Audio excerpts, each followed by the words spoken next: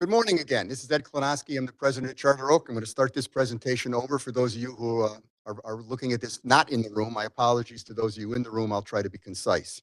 I'm going to do three things with this presentation: introduce Charter Oak, give you our mitigation plan, and talk about our sustainable business model. So what are we? We are very much a niche institution. We do not do all things to all people. Here's what we do. We're fully and only online. We're adult serving. We serve students with credits and no credential. And all of our students are employed. So that's the who we serve. And how do we operate? We have 8-week terms. We have 6 of them. They run with between them year round. We are an instruction machine. I hear the feedback going. So what aren't we? We're not a full service campus. We don't have dorms, residence facilities, dining halls, etc. We do not offer a coming of age experience. But our students aren't asking for that. The average age of our students is 37. As I said, they're 77 full-time, 12% part-time. So the audience that we serve is looking for what we're offering. And I didn't invent this model. They told us what the model is. We offered 15 and 8-week courses. They only signed up for the 8-week courses. We offered other ways to get credit. They wanted to go online. So we've very much been driven by the marketplace from our inception 50 years ago. Well, the last thing I'm going to tell you about us, maybe the most significant. We charge $329 a credit. That means we have the lowest cost faculty in the state. Now that means two things. It means we are a great bargain for working adults. Number two, it means we do not have surplus revenues to offer full service experience. We are set up and funded only do what we do. So two more things. One more thing. We do not tuition increase next year. Where's my applause? All right. So what did we decide to do about mitigation? We decided most of our revenue back. And we decided to grow 9% a year for the next 3 years. That's a pretty big goal. What made us think we could do that? Three things. First, back in 2015, we faced our own fiscal crisis. We had to right college. We closed on a program called CTO. We shed the employee associated with it. We shrank our footprint. Began to work our way back to fiscal health. One piece of evidence of that fiscal health is we have 100 days of cash in reserve. I think the industry standard nationally is 90. So we made ourselves fiscally healthy again. So we went into this crisis second. Well, higher education over the last 10 years is shrinking from 20 million to less than 18 million participants in the system nationally. Distance learning has grown in every one of those years. Yes, the pandemic years were nuts and crazy. But we grew again this year without the pandemic. So distance has been positive for a decade, while the rest of higher ed has not been. Finally, we didn't shrink during the pandemic. Our enrollment remained stable or slightly during those 2 years, and stable before that. So we're the only member of the system that really wasn't affected by the pandemic in an enrollment way. So that's how we got to the 9% goal. We had a whole semester to see how we did. Here's the results. We picked 9% as our goal. We had 10.2%. We grew credits by 15.8%. So we overachieved. We think we can keep this going. It's easy. And don't give me any credit. This is a team effort down to the trenches at Charter Oak. None of these things happen. President says they should happen. They only happen. The team works very hard to make them happen. So I'm going to talk a little bit about our sustainable business model. Let me talk about how we got 10% growth in kids. Our enrollment success can be attributed to our marketing efforts. We've been expanding the top of the funnel, marketing talk, through improved lead generation. How do we get people to know we're out? We do not have a brand. Unlike Southern New Hampshire, that everybody knows, Western governors, or UConn, we don't have a brand. So what we do is we advertise through paid Google campaigns, and they bring students to the digital doorstep. When they get there, we want one of three things. Fill out a request for information form, we know who they are, or RSVP to a virtual house, more about that in a moment, or chat with a live human being. So what we're trying to do is make our landing pages intensely interactive, so when students arrive there, curious about us, we can satisfy that curiosity. So virtual house, something new started in the pandemic, because we were in actual houses, 10, 15, 20 people would attend. The virtual open house, we did 18 of them last year, attracted 2,177 attendees. It's just an amazing ballooning of interest. Of those 2,227 people, 47% were new leads, not prospects. For those in the marketing business, you know what that means. This was the first contact with the college. They didn't look at our website. They followed the link to a virtual open house. So they learned one of us. And 40% of those who registered this applied to the college. So the success rate on these virtual open houses, we didn't see it coming. Results are actually 13%. They give you a couple of data points. Our conversion rate on applicants is 32%. Our conversion rate applications to deposits is 60%. And once they deposited, 85% roll. So if we can get them in the door, we have a great track record of getting them enrolled in college. Now, how is our retention generally? It's 77%, semester 69% year over year. Those are not numbers as good as UConn or Central, for example, but our population is very different. All of our learners drop out. All of them are second chance learners. So technically, these are students that didn't see. They come back in our door, and our job is to help them finish. Those are pretty good numbers, and we try to make them a little bit better.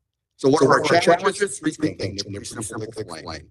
First, we must continue to streamline our enrollment process. We compete with your bank, we compete with your favorite retailers. When our adults come to our website, they expect it to be as efficient as their bank is.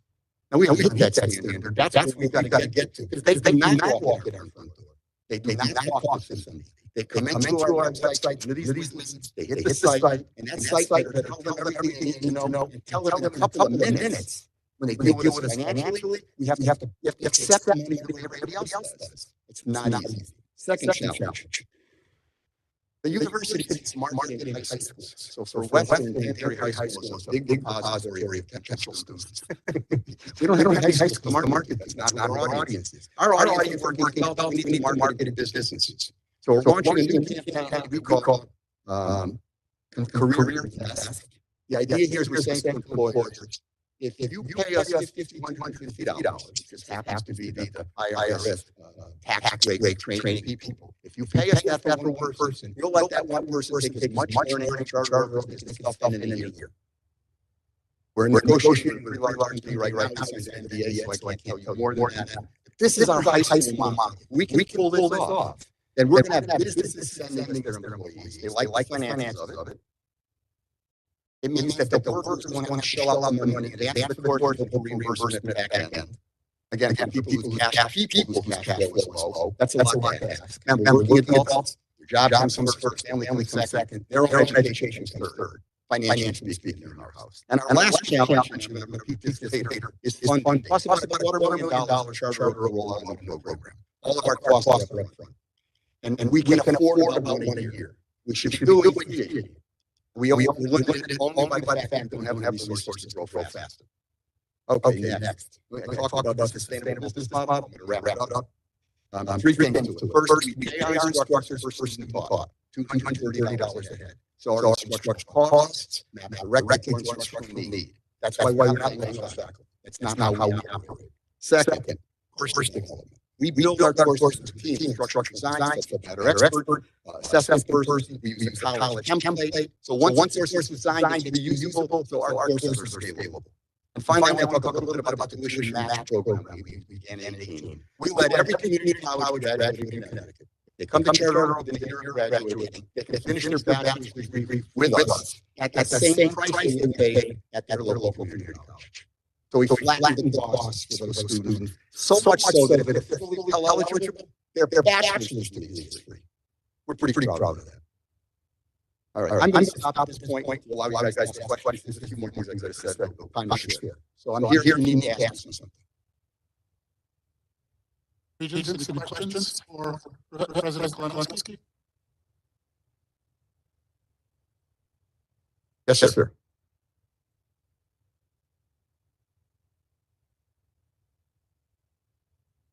You get free additional student now you cover your costs. I think we make $12,000 a student in their lifetime in Charter Oak. Mike, I got that number right? So aren't that's a margin? It's modest, but it's a margin. Thank you. So I think it's impressive to have these results and have the amount of data that you have. how can we take these learnings and apply them to other institutions here?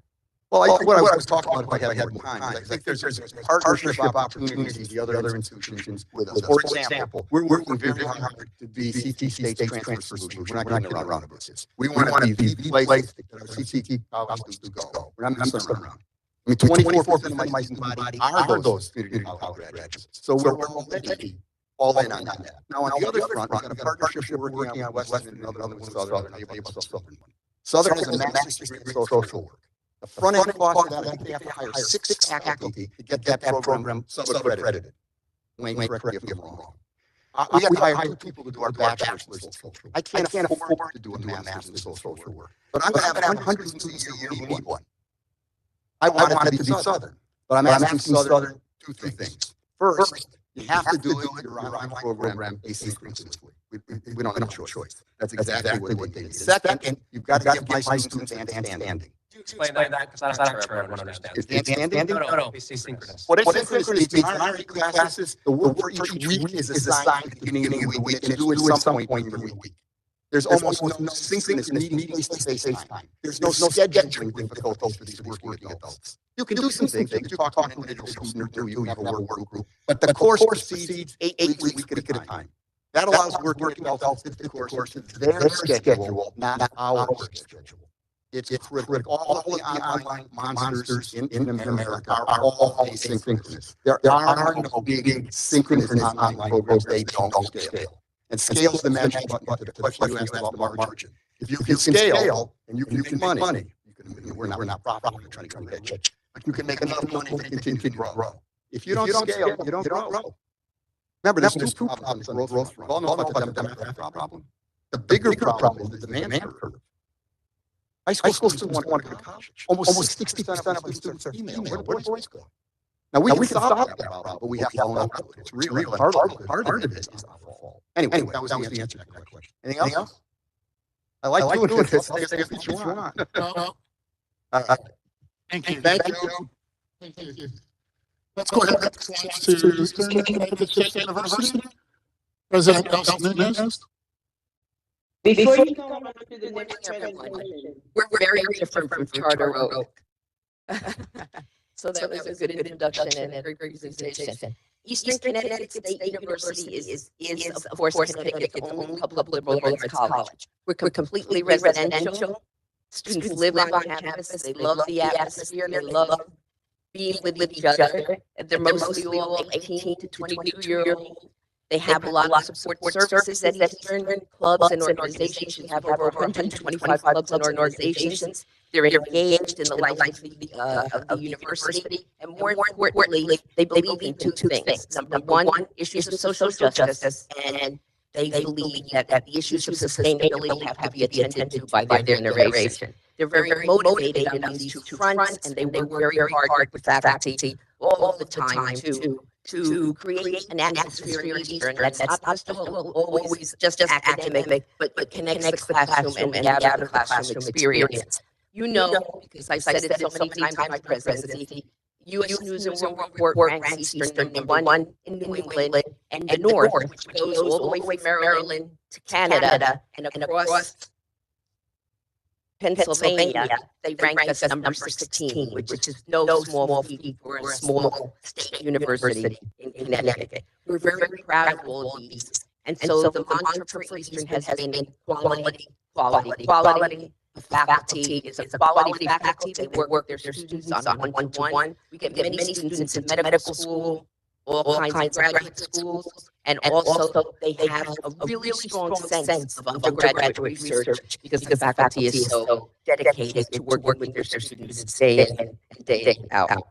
So the story that I'm going to tell about Eastern briefly this morning did start with the problems that system office identified with the system. We've been frugal and very, very conservative financially for a long time. And credit for all of that goes to the finance team at Eastern, the faculty and the staff, and all of the people who work together to make sure that Eastern has always been managed financially sound.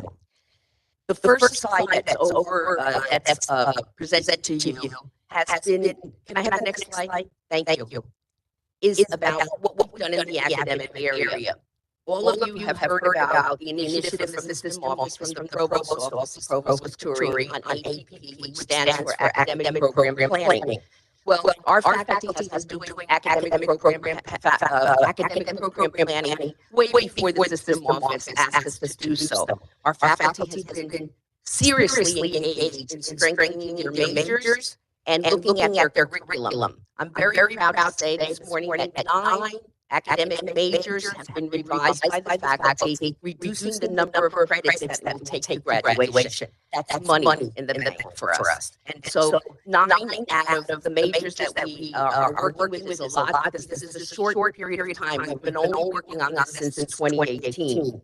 But then we also looked at, in the United States, you have a major or minor and a concentration strategy, usually at most universities. Many universities have dropped the concentration strategy because it's a costly one to keep. We took time to look at our concentration strategy at Eastern and found that we were offering courses in the concentration that were not necessary for graduation. They were good courses and students liked them, but they were costing us money. And so when we started to eliminate the courses that were under-enrolled in concentrations, now I'm saying not every course and every concentration was eliminated, but we looked at the under-enrolled courses, we were able to capture savings. The next slide.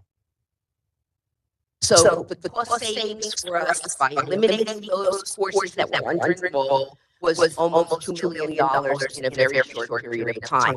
That mitigation strategy was very important for us to show the faculty and to work with the faculty on whether or not there would be other ways to look at the academic area to streamline the majors and the minors that exist. I had a very wonderful experience, President, early this semester when a faculty member came into my office, unannounced, I must say, but came in to say to me, Elsa, we just looked at our music major. And we are doing all the things that the students want in a music major, and we're talking to parents in open house about what they're looking at in the music major. And so we're now looking at streamlining the music major, which is a very expensive major at Eastern. So all of this mitigation around in the academic area has been supported by the faculty, and we're very proud of the engagement of the faculty because they really do want to be institutions that draw students because of the strength of the academic program.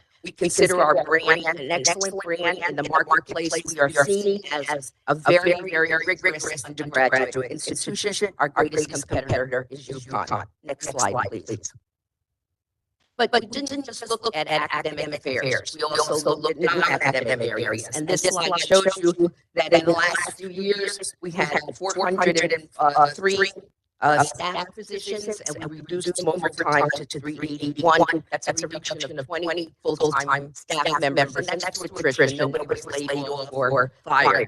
But we use attrition as a strategy to make sure that we don't fill every position that is just automatically vacated. We say at Eastern, the department doesn't own the positions, and the position should be reallocated and redeployed in any way that the administration, in consultation with staff, feels is appropriate.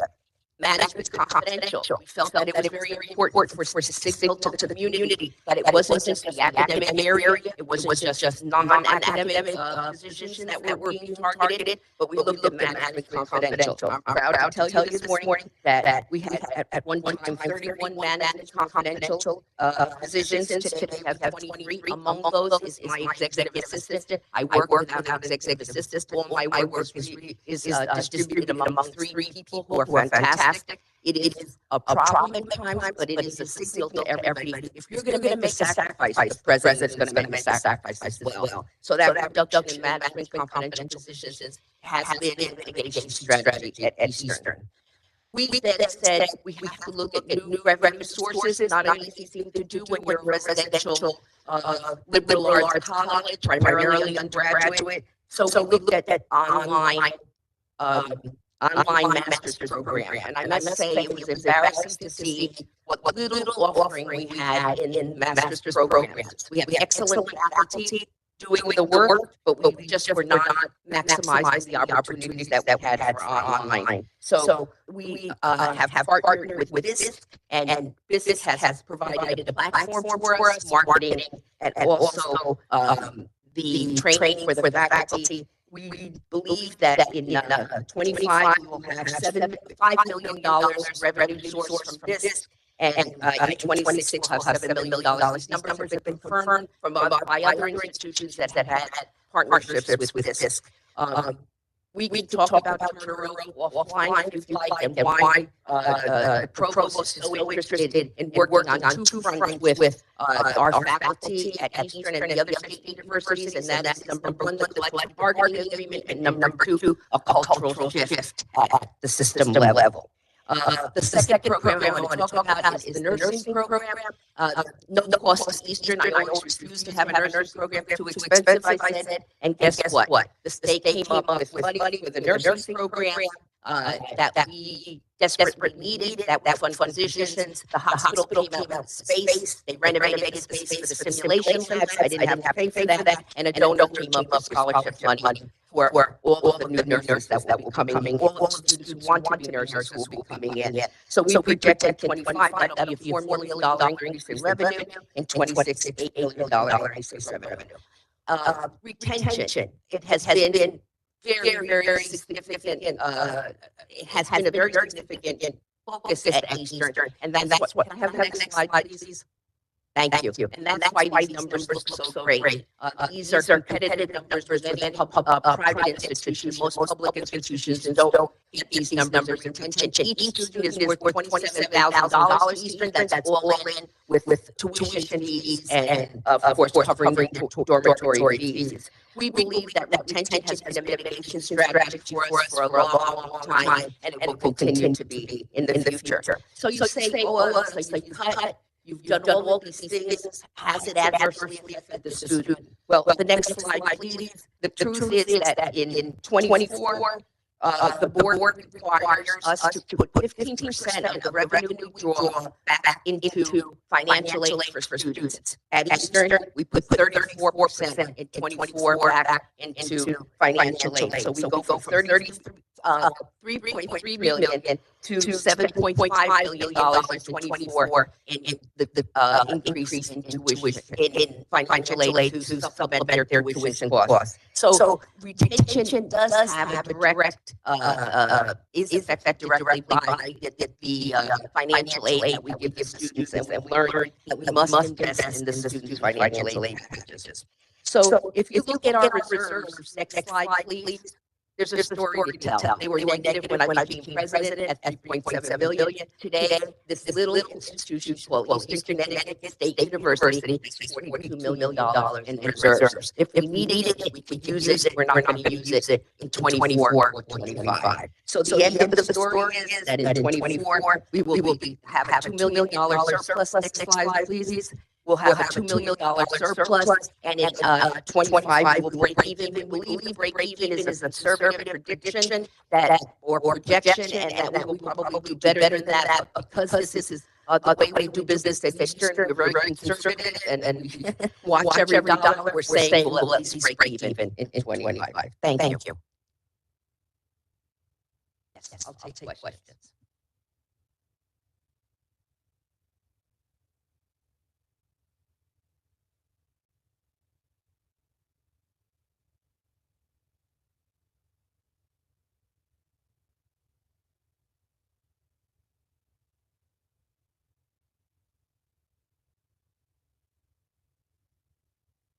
If you have a question, go ahead, please.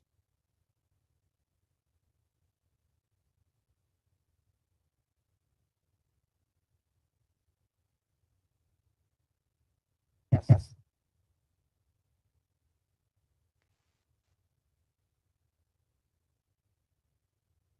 Leaving aside question about this in the graduate level. Undergraduate, as you highlighted, the more institution. Given the enrollment projection, if the only initiative at the undergraduate level seems to be the nursing program. So is there other approaches that you're looking at for? And secondly, the question of transfer students, which is not really discussed in your written materials. Yes. Uh, I think there's no other answer for Eastern but transfer students. We have to focus on transfer students, and we have had incredible success with transfer students pre-COVID. And then after COVID, we've seen a decline in the number of transfer students that are coming to Eastern. So we have a special initiative now, which is called the Liberal Arts Core. And I think I've talked to the Academic Affairs Committee uh, about that many times. And the revisions of the liberal arts core have been conducted by the faculty. The core was too big. It was unmanageable in many ways. Students criticized the core, and the core was completely revised by the faculty. That resulted in a very, very important connection between transfer and articulation and transfer. In other words, the students coming in from the community colleges now with their gen ed distribution requirement will now get credit for all that they're doing in the gen ed area because of the revisions in the liberal arts core. So we believe those numbers, Regent Bloom, will be stronger in the future. Do you have any partnership arrangements with Charter Oak or CSU for undergraduate level? No, actually, I must say the provost Katuri was hired because of his vast experience in online. And he came with a very strong track record. He's been working on that with the chancellor. And we've been in conversations about what the future looks like for online through the system intervention of creating a consortium, because that's what they'd like to do. Once they create the consortium, all the universities would be participating. And as I mentioned in my remarks, there are two issues that are at hand that he's exploring with the provost from the universities. The first, of course, is the collective bargaining agreement, making sure that all of the matters in the collective bargaining agreement are attended to before any consortium can be set to start. And I'll give you an example. If the price point that Ed Klonowski talked about is a fantastic price point for Charter Oak. If one of my full professors was to teach in Charter Oak, would they get the same salary that they're getting for a course? The question is open. It has to be discussed. It has to be managed by the system office in order for that to work. So the issues of collective bargaining are number one. Regent Bloom, the second thing would be the culture shift. And we've asked the provost to come to every campus and talk to the faculty about what benefits lie therein. Thank you.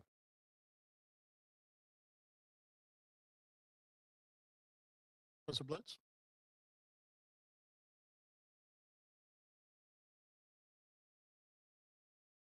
Is 2.2 million in 24 and breaking even in 25.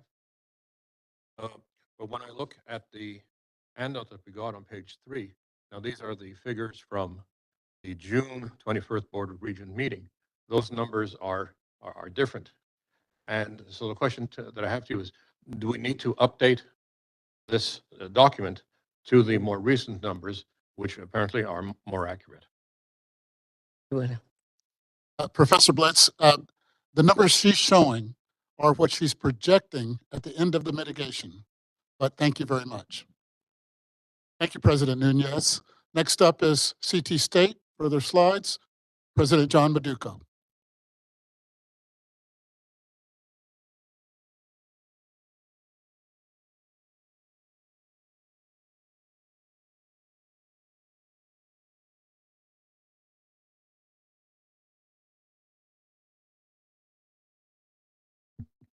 Can everyone hear me? Kind of, yes? Okay. It was funny, I had a faculty member suggest that I listen to Wu-Tang before today's meeting, which I did. So shout out to Staten Island, New York. So good morning, Chair Ryan, Regent, Chancellor Chang, Professor Sasanker, and Blitz, esteemed guests and colleagues. I'm John Maduco, pronouns he, him, his. President of Connecticut State Community College. And today, my CFO and Vice President of Finance and Administration, Carrie Kelly, and I will provide an overview of CT State Community College's FY24 and FY25 budget mitigation plan. The mission of community colleges, including CT State, represents the best of us because we serve everyone with access, affordability, and academic excellence at our core. Community colleges were doing diversity, equity, and inclusion work before that was a thing. CT State's no different. The CT State's also 3 months and 15 days old. We are counting, but driven by over 60 years of community college legacy here in Connecticut. So we are in the throes of growing pains as New England's newest college. CT State is the largest institution of higher education in the state of Connecticut. We serve nearly 25% of all undergraduate students in the state of Connecticut. So think of it as 1 out of 4 undergraduate students in Connecticut is a CT State student, right? That is how big and massive and immense we are. We're also New England's and the Northeast's largest community college, also with the lowest tuition rate of any community college and university in the Northeastern United States, and we have verified that amount. So again, affordability is at our core. At the same time, we serve as the state's largest provider of workforce development training and the second largest provider of dual enrollment opportunities for high school students. So if you think of it, we are involved. Now, as you know, CT State's facing a historic fiscal deficit and structural imbalance. Beyond enrollment declines, we mirror what is happening nationally with a highly volatile higher education landscape. Penn State University flagship, Rutgers University, West Virginia University, and other large and prominent 2-year and 4-year institutions and systems face a perfect storm of financial challenges. As president, our board of regents and chancellor tasked me with addressing our deficit. We assessed the least painful option with a heavy reliance on reserves. CT State does not have enough reserves or resources to address our biennial deficit and also preserve rainy day funds for unforeseen circumstances like an act of God, a federal government shutdown. A deficit model and mindset are not sustainable and jeopardize being true to our mission and values. So through the spirit of transparency and shared governance, we had to rethink how to establish fiscal sustainability and solvency. In the audience today, I'm joined by my incredible team of vice presidents and 12 campus CEOs and presidents who I have asked to do the impossible. Close a large deficit targets and gaps while also launching the newest college in New England. And this has been an extremely painful process. We're proud to report that we have eliminated 83.6 million of our 124.9 million biennial deficit, fully extinguishing our FY24 deficit of 33.6 million and reducing our FY25 deficit from 91.3 million to $41.3 million. Our FY24 plan results in no layoffs of bargain employees, no closures of academic programs, and no closures of our 18 campus and satellite locations. In no way is this plan perfect. It has been painful, it's been arduous, and we're not reporting as happy individuals because we had to make drastic measures because every action we take impacts people, the people we serve with who are our students and our employees. At this time, I pass the baton to my colleague, Carrie Kelly, who will provide kind of an overview of the strategies and steps we've taken to get to this point. Gary, go ahead. I want to take the microphone.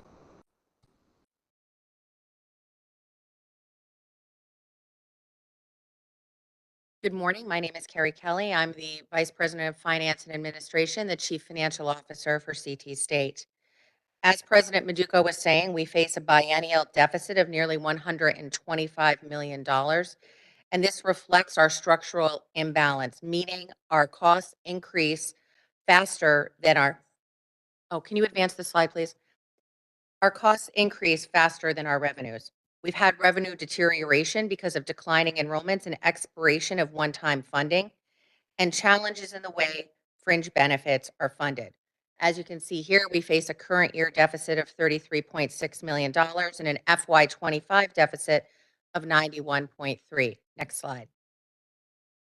Connecticut State Community College cannot maintain current services at this funding level. Next slide. So there are three elements to our plan, and we'll walk through them this morning.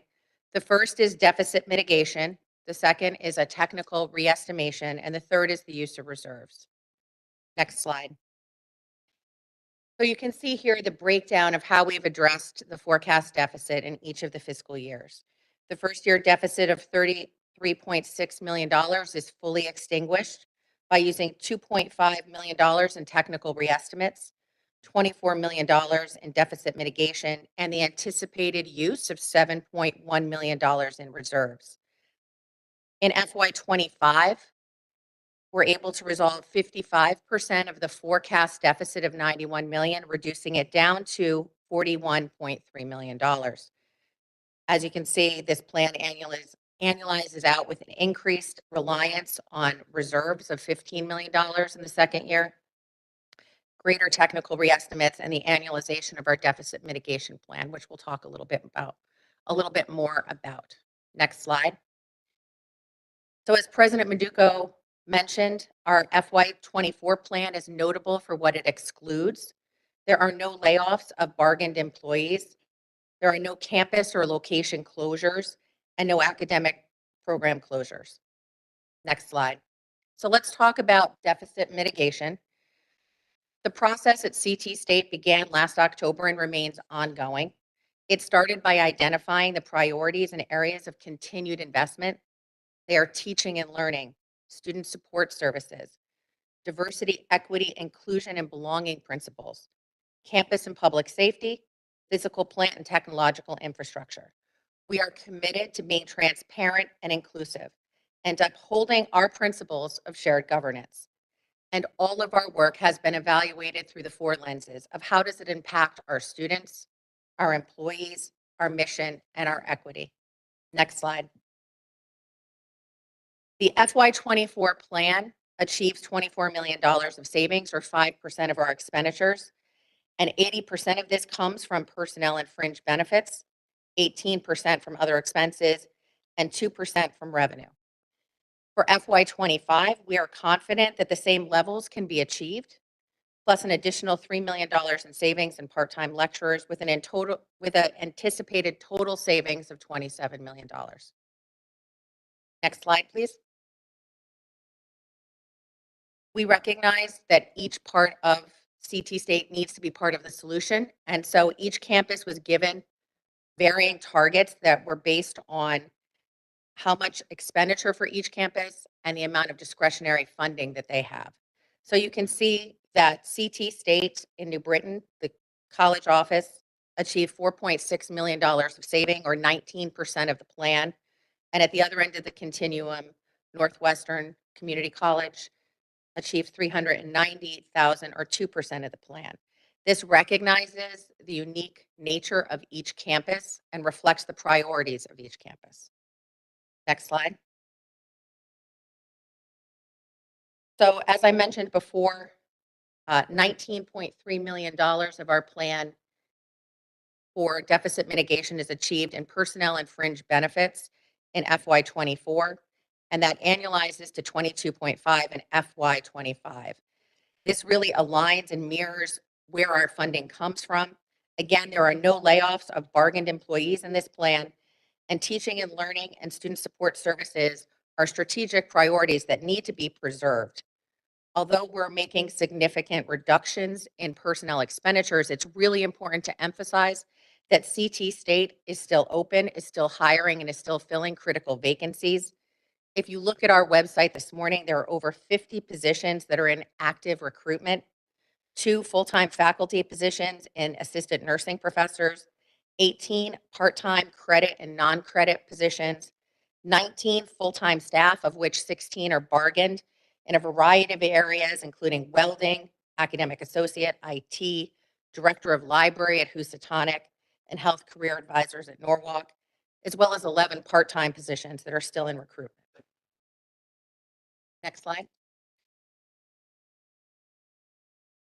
So in FY24, the current year, we anticipate achieving $11 million of our personnel target in full-time permanent personnel. This is achieved by eliminating vacant positions, by holding positions vacant longer, by delaying the refill of positions and hiring part-time or temporary staff, and by making permanent changes to the management structure. Next slide. Let's talk a little bit about the changes that we've made since February. Connecticut State has made significant changes in that management structure through a variety of retirements, resignations, and eliminations of positions through non-continuation of contracts. This culminates in the elimination of 8 executive positions, including 5 executive regional presidents or executive vice presidents and regional workforce officers, as well as 3 associate vice presidents. And when final, this will achieve $2.0 million in annual savings. Next slide. Additionally, there are reductions of approximately $1.8 million in salary and fringe for education assistants. These are important people on our campus who provide temporary service, whether it be while an employee, a permanent full-time employee, is out on leave. It could be for a durational project, or it could be for the seasonal nature of the work they perform. We've made reductions by reducing hours and not renewing contracts when they expire. These are difficult decisions, but important and necessary. And in total, this will achieve $1.8 million in savings. And you can see how this breaks down by functional area on the right. Next slide. Our plan also makes reductions to part-time lecturers and realigns our part-time lecturers and faculty overloads with enrollment by increased strategic course scheduling, filling classes to course caps, keeping sections inactive until others have been filled, and modifying the drop for non-payment dates for students to avoid contractual penalty payments when sections are canceled. You can see on the table to the right, the by campus, the amount of expenditure for part-time lecturers and faculty overloads, and the proposed changes and the anticipated number of sections to be reduced. Next slide. 22% of our expenditures are in the areas of other expenses, and this includes student financial aid, utilities, and all contracted goods and services. So it follows that our plan has approximately 18% of our plan, or $4.3 million, in the current year is achieved in other expenses. It's important to note that our plan has no reductions to student financial aid. Let me take you through some of the major changes in other expenses. Next slide. Public safety is and remains a strategic priority and was identified as an area of continued investment in President Maduco's 100 Days report. And the adopted budget in the current year already invests in public safety by expanding sworn officers to Norwalk campus with 1 sergeant and new police officer, adding a new police officer at Gateway, hiring 3 new buildings and grounds officers at Northwestern, and hiring a police captain to oversee accreditation of the police department. In FY24, savings of $1.3 million can be achieved by making structural changes in the deployment of our vendor security guards at Gateway, Housatonic, Middlesex, and Norwalk. Any and every change to our public safety structure is rigorously analyzed by our Chief of Police and Director of Public Safety to ensure that we have the appropriate level of security and is consistent with national best practice. Next slide. Mental health is a strategic priority, and again, it was identified as an area of continued investment in President Maduco's 100 Days report. The current year budget already invested in adding 7 wellness counselors to ensure that each campus has 1 licensed clinician on each campus. And we renewed the partnership with Timely Care for free 24/7 telehealth options for students for health and counseling services. In the current fiscal year, we received a grant from the Office of Higher Education in the amount of $600,000, so we're able to correspondingly reduce our expenditures here. Next slide. Physical plant is an area of strategic priority. We're able to save $500,000 by reducing utility costs at Housatonic. They've gone through a strategic energy program, implementing over 50 initiatives identified in an energy audit consolidating classes into 2 buildings on Fridays to achieve utility savings at Northwestern, reducing contracted custodial services at Esnuntuck and Three Rivers, and delaying the opening of Spring Lane at Tungus.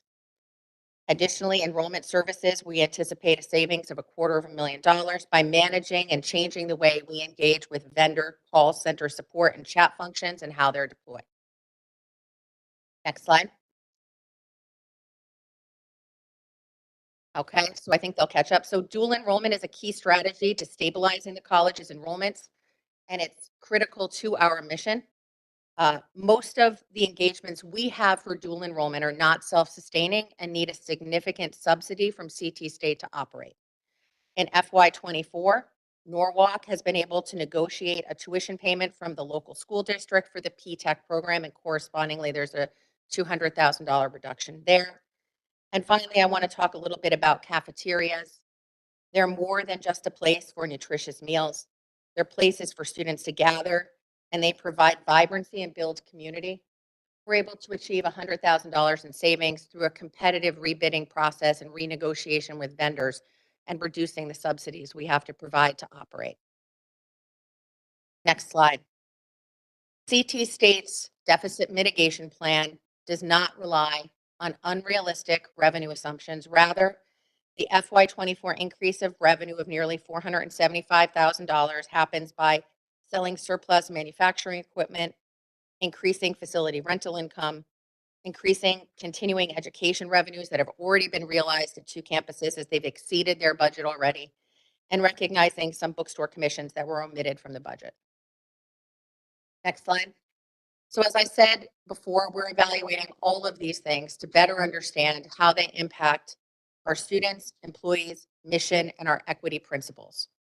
There are 492 separate initiatives that comprise our deficit mitigation plan, and we've taken a look at each and every one to better understand how it affects these constituencies. Approximately 27% of all of the initiatives that we put forward have some manner of a negative impact on students. We use the broadest lens possible when trying to evaluate that. We believe things that reduce hours of operation, reduce staffing, close fitness centers, or reduce student labor opportunities negatively impact students.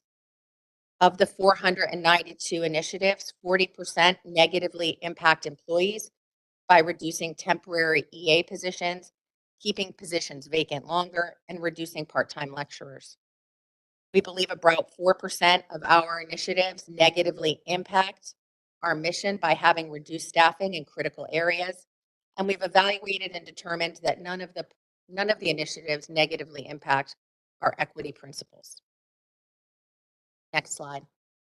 Let me quickly take you through the remaining parts of our plan, technical reestimates.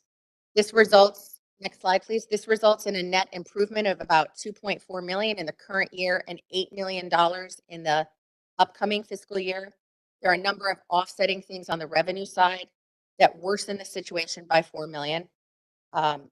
Let's take them part by part. The first part, we've exceeded our enrollment forecast for the fall and are recognizing $3.1 million in additional revenue, which is great news as we see our enrollments begin to stabilize. However, we're seeing lower than anticipated summer extension credit fees and late drop fees with a reduction of $2 million there. And we're experiencing difficulty having our students pay us in full from the prior year. So we have increased contra revenues of $5.2 million for students who have not paid us. We call that an allowance for doubtful accounts. So that's on the revenue side. On the expenditure side, we see an improvement of $6.5 million in the current year and anticipate about $8 million in the upcoming year as we have greater experience in understanding the new fringe benefit rate. We had budgeted at a blended rate of 30% for employees. We're now seeing it come in at 27.4%, with full-time employees coming in at 34%, part-time EAs greater than 17 hours at about 50.75%. Next slide. And our final part of the plan, we're going to be using next slide. We're going to be using $22.1 million in reserves. Reserves should not be used to address structural deficits. They're really here to provide temporary stability. And in FY24, we're going to be using 7.1 and 15 million we're going to be using in FY25. Next slide. Reserves really are here to provide fiscal stability, to allow us time to respond to changes in economic environment, to sustain through temporary revenue setbacks, and to respond to unexpected costs, and to be able to respond to unexpected opportunities. Exemplar organizations suggest that we should have between 4 and 6 months of cash on hand, which we do not have. So in conclusion, this plan provides a pathway to stabilize, build, and thrive. It resolves the current year shortfall of $33.6 million, and it represents difficult decisions of upholding our principles of shared governance, and inclusivity and in transparency. It preserves the college's strategic priorities, but it is notable for what it excludes. There are no layoffs of bargained employees. There are no campus closures, no academic program closures. We have closed the biennial deficit by $83.6 million, or 67%. Challenges remain. The FY forecast is $41.3 million. We believe this plan reflects the maximum deficit mitigation savings that can be achieved while preserving our strategic priorities. Carrie, thank you. And again, let me just emphasize, we have squeezed as much as possible across our massive footprint to limit significant and detrimental devastation to our employees and students. So, you know, this was no small feat. There were sacrifices made. I've had administrators and staff and faculty literally in tears in terms of these difficult decisions. So we do not take this lightly. To wrap up our summer, we acknowledge that you may have heard that we have laid off employees, and you know we've eliminated managerial, confidential, executive administrators, and we've reduced temporary employees, and we do not take that lightly. We know that balancing and maintaining the state's budget is complicated and arduous. So we continue to be thankful to Governor Lamont's administration, our General Assembly, our board, and the taxpayers of Connecticut for their support for us. We are proud to serve the great state of Connecticut, and investing in its Lone Community College is an investment in our communities, industries, and economy. I want to personally thank our faculty and staff, one, for keeping me on my toes 24/7. Our bargaining units and our statewide and local governors bodies, they continuously advocate for our students and our employees. They challenge everything that we do, and we welcome that challenge because it takes a village to run a college like ours. And again, we appreciate your time and happy to answer any questions you might have for us. Oh, thank you for that. Sorry. Oh, thank you for that. It's a very difficult thing that you've both done and your entire team and staff have done in order to do that without laying off bargain employees or making cuts to academic programs or to sites. That is a very difficult work.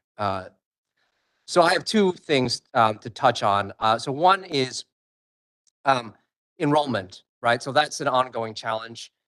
So can you speak more about, you spoke about some of the difficulties with the dual enrollment programs, but I think that is certainly a keystone of how you can go forward with that and how they may help us with future fiscal year issues. And the other is workforce, right? So everyone knows this is where the people who come and work in our state, they stay in our state, they power the engine. And I want to first just ensure that the cuts have not influenced or in any way compromise that goal, which is critical, I think, not just to me, but to everyone here in the state, although the board here and everyone else in the State House as well, and the executive branch. And how can you continue to push forward on workforce and making sure that your students come out with jobs in light of everything we talked about here? Thank you, Regent Yang. So for starters, regarding dual enrollment, it took me maybe 6 months because I was looking at enrollment, and obviously the media and everyone goes back to 10 years ago in terms of what our enrollment rates are. And to be honest, higher education is not at the enrollment levels of 10 years ago, just as a sector. That's one. I think two, just through data analysis, we realized quickly that only 3% of our total enrollment is dual enrollment students or high school students, only 3%, even though we represent 27% of the state's dual enrollment opportunities, second only to UConn, right? So where's that enrollment? The enrollment's in high schools. So it is common for community colleges nationally where anywhere from 15 to 40% of their enrollment is dual enrollment, right? Like that is the missing link.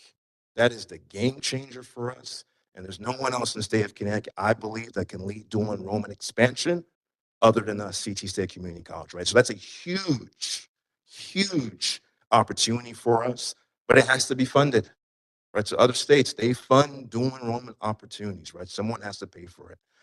And we're constantly working with our Connecticut, with our CTEC system, so the Connecticut Technical High School system that serves between 12,000 and 14,000 students. We want to do an auto enrollment and enroll all of them, right? In addition to our conventional high school statewide, right? Because we don't think anyone else has the capacity or the footprint to do it justice.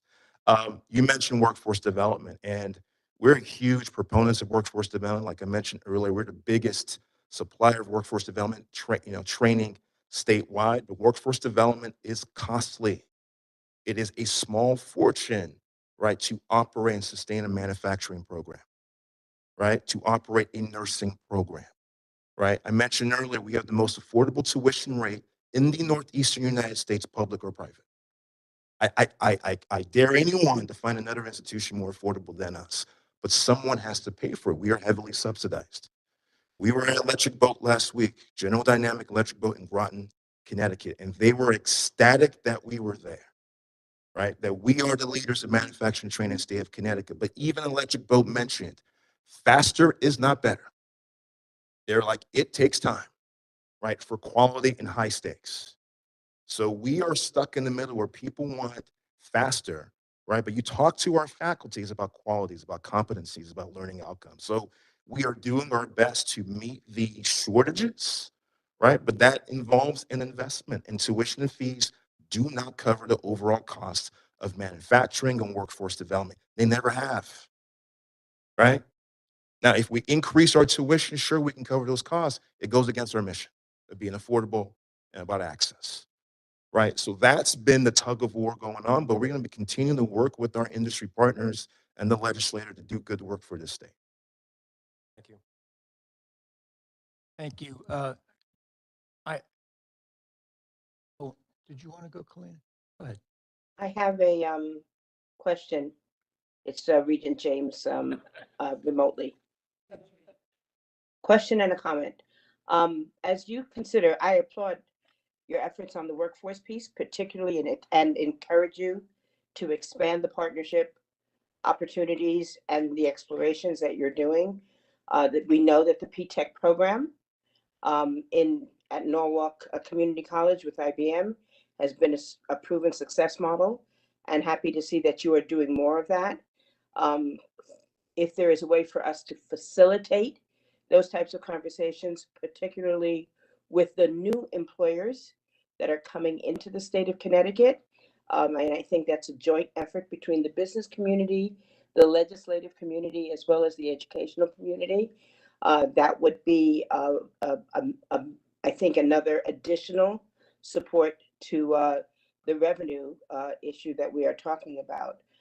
The other question I have, or observation, is that the changing demographics of the community college student, it is increasingly becoming older, um, resembling more like the Charter Oak student population. So while we still have a significant number of students who are graduating from high school, we have an increasing number of students that are looking to advance their earnings potential and who are already adults and commuting students and working.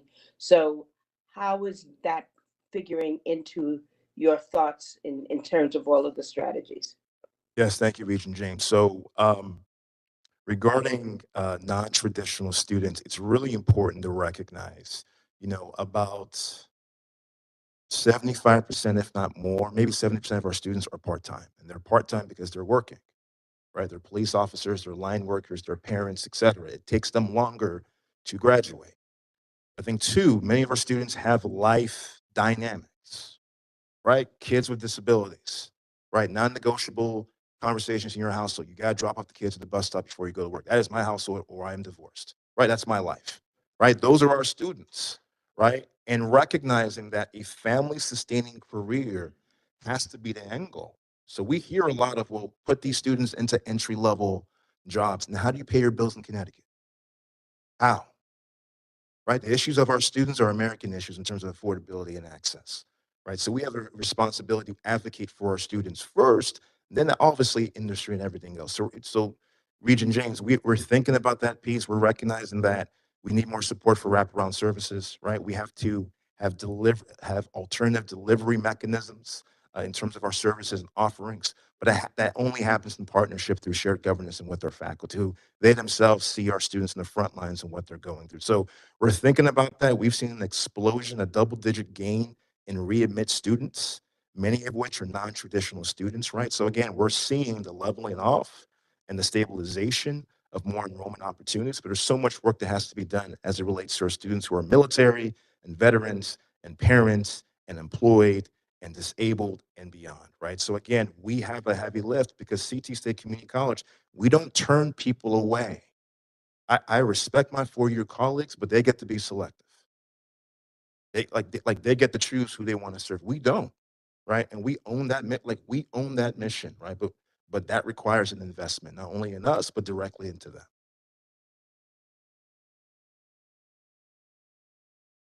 Thank you. So I have two questions. And the first I think is probably best directed at you, CFO Kelly.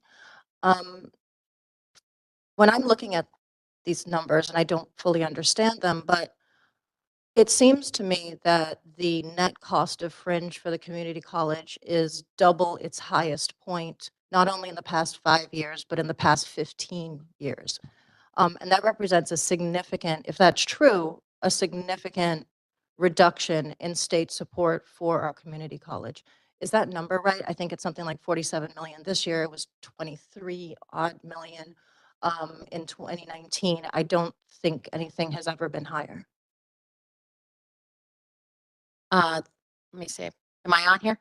So thank you for that question. And I think we don't want to have any confusion. We have made a technical reestimate now that we have more experience on what our fringe benefit rate is, but it doesn't diminish the fact that we have a negative impact to CT State because of the way fringe benefits are funded. And so exactly as Professor Sasanker has said, historically, CT State did not pay for very much of our fringe benefits out of our operating fund, meaning that the state block grant for fringe benefits covered a significant portion of our fringe benefit costs. So in the last budget enacted, there was a change in the way fringe benefits were funded, and it was now going to be blind as to where the employee was funded from. And instead, there was a new relationship where the state would pick up the unfunded pension liability and the institutions of higher education would pay for the other component parts of fringe benefits. So this change has, I believe, negatively impacted the community colleges. Previously, we had forecast that at about $47 million in the current fiscal year, as Professor Sasanker said. Now with our reestimate on the fringe rate, we believe it's closer to $40 million, so a $6.5 million improvement.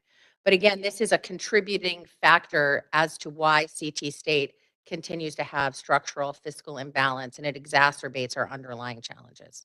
Thank you. I mean, because there are two pots of money these days now because of the way that the fringe has been recalculated, and we have our block grant that is itself returning to 2019 levels. I believe that's what is meant when we hear that we need to return to pre-pandemic levels. But 2019 levels were particularly low historically. They were a significant reduction if you take the previous 10 years into consideration. So that is one cut. And then this one is quite another significant one. So I just want to make sure that we're all realizing the extent to which we are draining the community college of resources.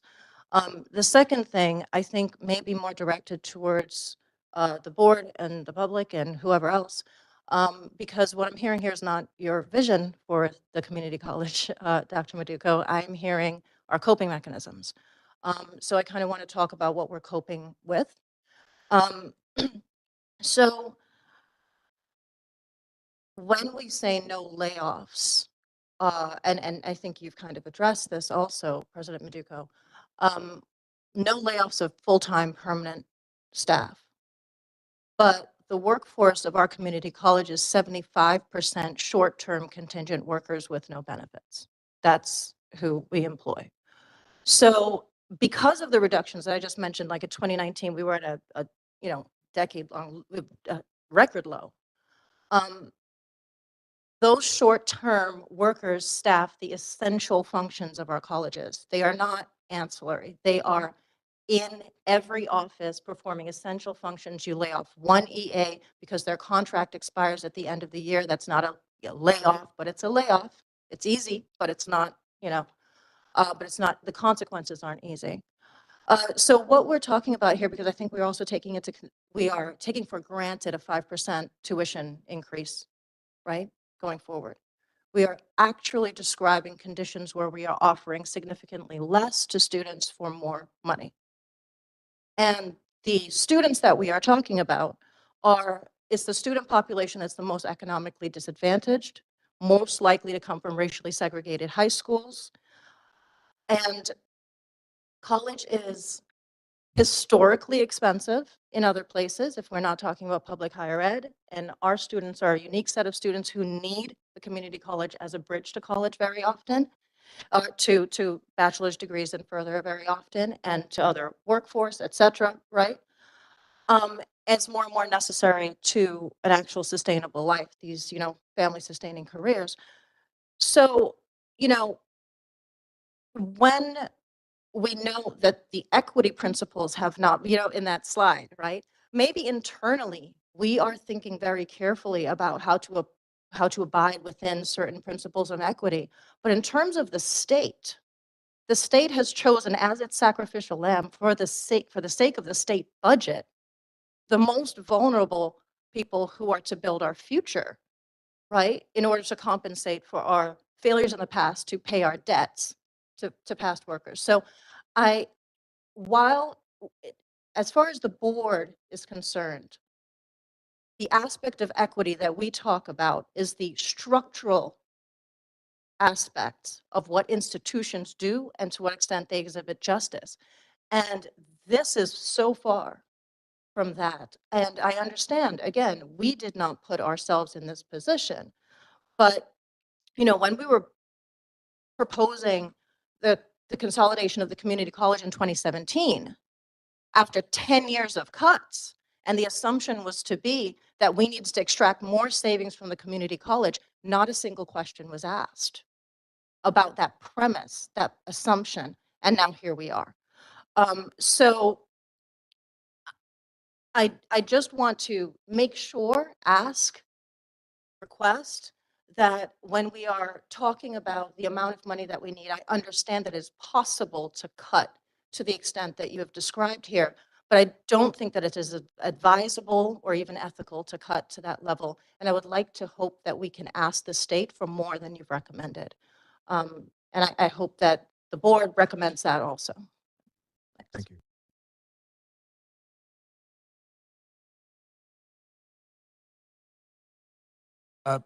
I agree with that last statement, and I've said this publicly in previous meetings.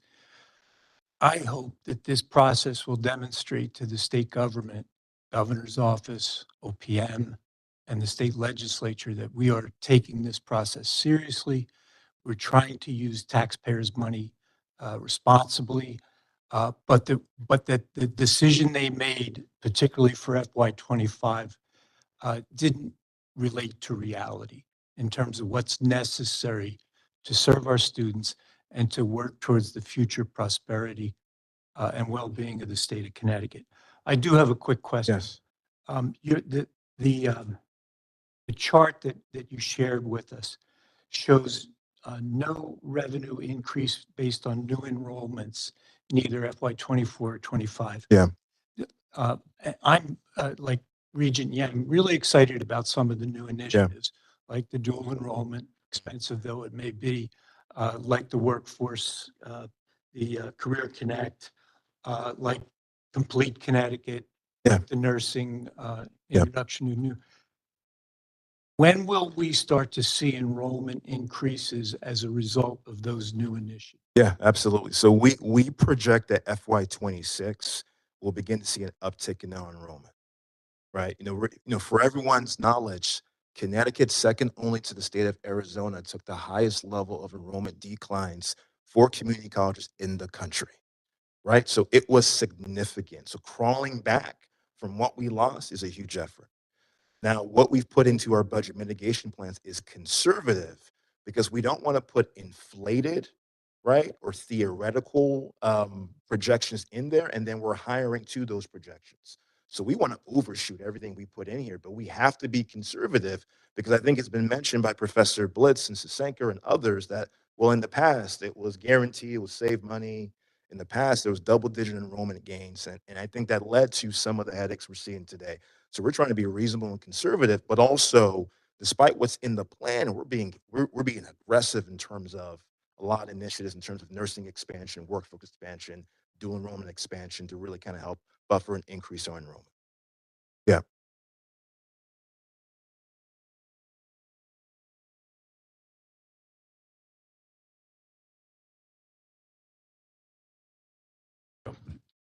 How closely are we working with the Workforce Investment Board through the? Almost daily, if not hourly. What, thank goodness, but, I sit on that board. Yes. Yes. And many of the programs that are being planned and created are duplicates of what bothers me. That we're doing a fine job. But why are they duplicating efforts? Federal money that is continuing to come in. Every time I go to a meeting, there's another 3 million that has been given just so the live in the Northwest region. Well, let's direct that money here. So, I mean, it just bothers me, and I don't think we,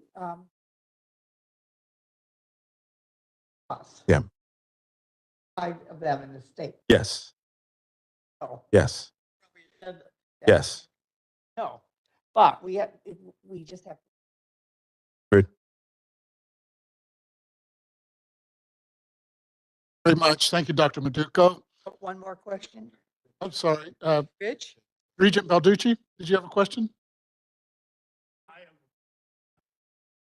Want to use the microphone, please? Rich. Need a phone microphone? Sure. First of all, just a couple of quick thoughts. I may wander for a minute or so, but just bear with me. I think the governor, the legislature, and leadership at the House and Senate and OPM are looking at what we're doing. I think they're really paying attention and thinking we haven't done what we probably should have done in the past. I think we're on the right step with the leadership here, with the presidents and CFOs and members of the board. And we have faculty and staff here also paying attention because it's important to them. I have one quick question, though. You had indicated that there were some executive positions that are no longer around. I think there were like 7 or 8 Yes. vice presidents or assistant vice presidents, and 3, they're gone, and that's saving us $2 million a year. How long is that? Are we still paying some of those individuals?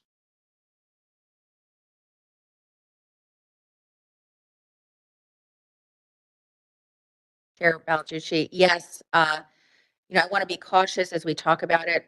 This has happened through a variety of retirements, resignations, and some elimination of position through non-continuation of contracts. So some folks are working out their notice periods or are receiving a payout to separate. So as we move forward, it should get better. That money is going to go away, and we aren't going to be paying that out for President Madurko and Connecticut State. Correct. When we look at this, we've got diminishing numbers of students graduating from high schools.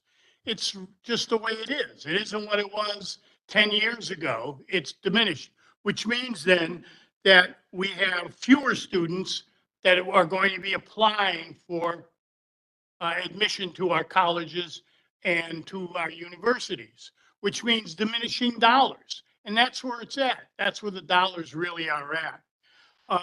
And I know what we have to do, we have to raise retention, hopefully, and we have to somehow garner new students to attend our universities and our colleges. And one of the thoughts that I had, and I mentioned it before, we have an articulation agreement, okay, which is lousy right now. It needs to be re-upped, re-corrected, and I know we're going to need faculty and staff in agreement to accept courses. The worst thing to happen is we have students, and in our community colleges, many of them are lower income students. Not all, but we have a certain amount there.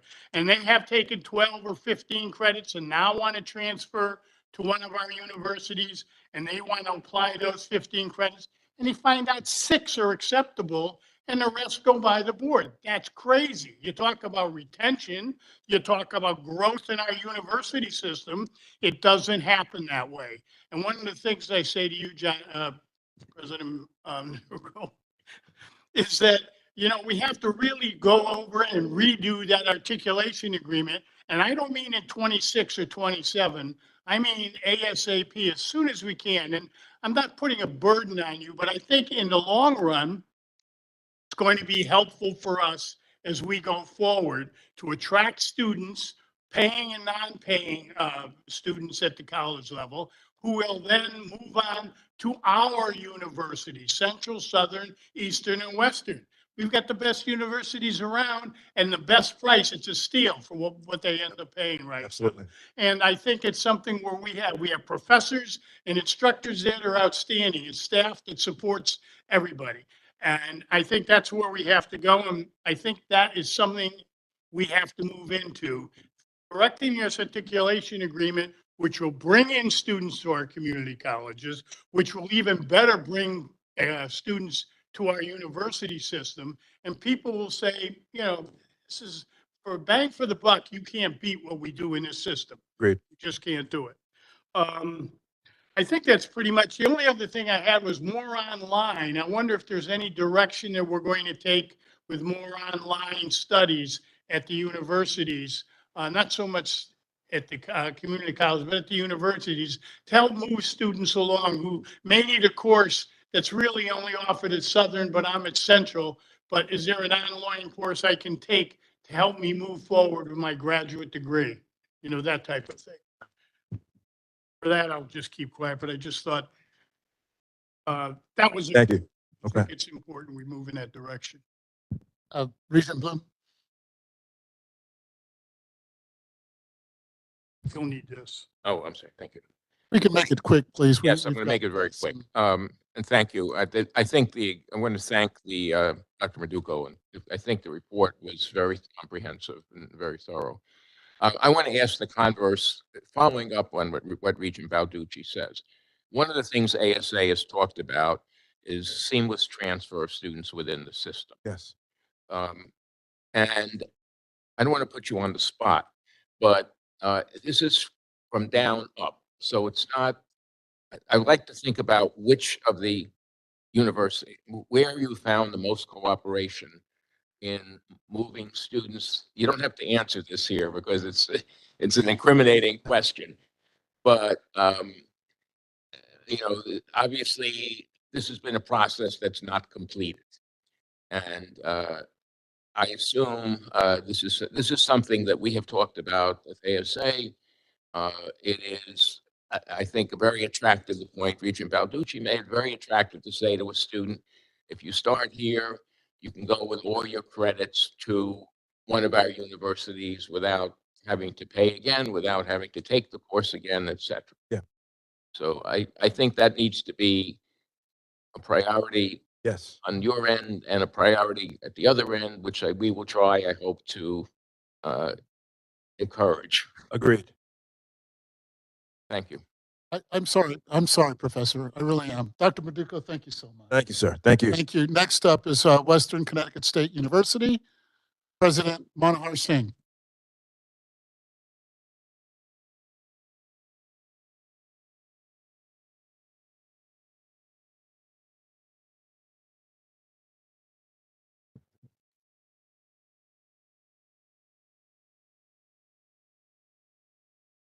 Good morning. This is Manohar from Western Connecticut State University. Thank you all for being here and giving us an opportunity to highlight what we are doing and what challenges we are facing. This is an opportunity for all of us to reassess the immediate and also the long-term strategic posturing of the system and the higher education within our state. So I'll start here with a bit of introduction as to who we are, and that is we are in the Western Connecticut region, the only public university, four-year comprehensive, serving even a part of the Western Connecticut as well as Eastern Mid-Hudson Valley. Our proximity to New York being a very attractive proposition for a diverse population. Danbury as a town is quite diverse, and within the last 10 years, they added 150% in Hispanic population between the two censuses. So that's who we serve, where there are the 25% Hispanic student population, and we are applying for HSI designation as we speak. That means there are some unique attributes that we must focus on when we talk about Western Connecticut State University, given where we are located and who we serve. That brings today's focus question, that is, why are we in a situation where we are in before I long on to our where we want to be? Over the past 8 to 9 years, enrollments have been going down, and the revenues commensurate with that have been going down as well. And then there was pandemic. Those are external factors to a large extent, but then internally, there is some responsibility to be taken that expenses within Western did not go down commensurately for not just by choice, but also there are union, there are tenured faculty, there are policies, processes that we must respect as shared governance principled institution. All said and done, we ended up by this year a $12 million deficit. Good news is we have been able to slash that deficit to just $5 million. $7 million of deficit has been slashed or planned to be slashed during this year. That also means that when we had $2.3 million of reserves in negative 2 years back, we are projecting we'll be able to bring them back to positive at about 5 million. So resilience, stability is in the works. Challenges are still there because we have two campuses. It is difficult to manage two campuses because of facilities. With the enrollment trends being online, when we push online, your rooms in the dorms are empty at times. That means you have to shutter some facilities because there is not enough occupancy. But still, those buildings are to be maintained so that they do not get dilapidated. Those expenses will have to be maintained at least over the short-term period. The strategies that we'll be following for the mitigation will follow my initial where we want to be seeing our university. And I'll not be repeating everything on the slide. This is for your record. This is where we, as faculty colleagues, are thinking of going. A new strategic plan is being launched as we speak this week for the long term, which will make Western a hub for technology-infused liberal and fine arts educational institution. Almost like a polytechnic model serving the Western Connecticut. Those areas that we are focusing will be the ones that are emerging technologies. Enrollments will go up, and there are national models, especially our catchment areas where population is increasing, and Danbury being the largest high school. In the short run, however, we need to take a few steps, which we have done, and those are what we call as, next slide please, for the deficit mitigation plan. What I'm going to be presenting here is what you've already been given an overview by our CFO of the system. But I do want to highlight that We have reduced operations and facilities and infrastructure spending till we get some additional revenues. So it is a revenue increasing and cost cutting dynamic optimization, if you would. When it comes to cost cutting, we have our operational facilities, we have reduced our discretionary spendings, we have attained workforce efficiencies. The numbers are in one of the slides deck that you have provided by RCF of the system. Those are operations activities and facilities. The other aspect of cost cutting is certainly from the academic program optimization, if you would. We have realigned, redesigned, reimagined programs. The good news of all is that we have not violated any shared governance principles. My faculty colleagues have been kind and generous enough with their time. They're the ones coming up with proposals and also approving within the shared governance model, internal governance processes for new curriculum, et cetera. So as the time, the realignment and reimagination of programs cuts some cost by combining departments, if that is acceptable in the real sense of savings. My faculty is working towards that. At least they are in that, our partners. Now, when it comes to the numbers, the 24 fiscal year, our expenditure reductions are 6.6 million, of which personnel are 2.3 million, of which the operational initiatives are about 4.2 million. So that makes 6 point something. And then that, in addition to some adjustments of about $500,000, still leaves a gap of about 5 million. So that gap will be plugged by support from either our own institution or from the system office. We are stable because we're building our reserves. We have a future to look at because we are being innovative. And I will mention that when I am talking in terms of new programs, new admissions. How are we going to then sustain this deficit reduction and building it to surplus and reserve expansion? And there you have increased enrollments from transfers, from Complete CD, which is being launched today, and we are participating in that, from graduate enrollments, from international enrollments. All my graduate programs are online. We'll be expanding online presence as well.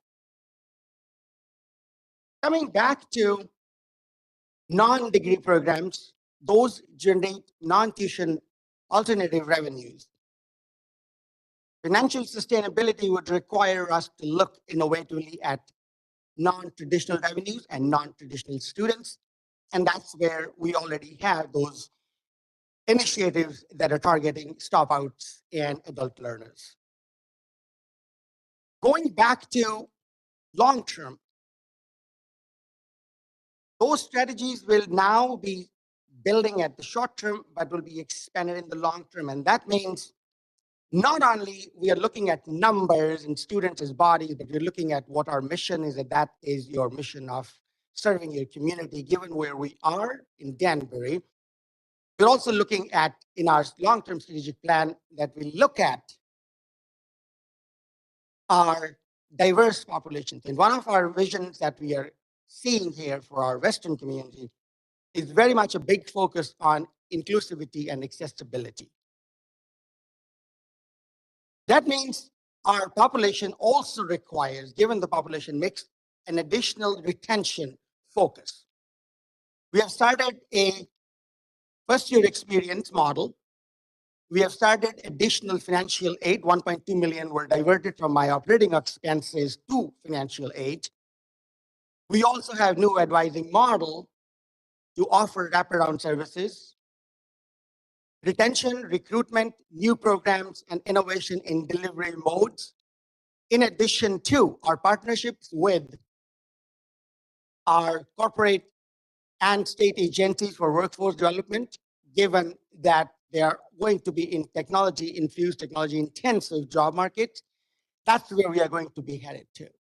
So short term, we will plug the gaps. We have successfully done that. My applications this fall 24 are up by 7.3%. And I have some other numbers that I'll be happy to share. Incoming class size this year was 13% larger than previous year's incoming class for undergraduates. And finally, we have over 5 new programs. That means innovation in programs, recruitment strategies, and retention. They are yielding results, and we're very hopeful of that. I'm open for questions.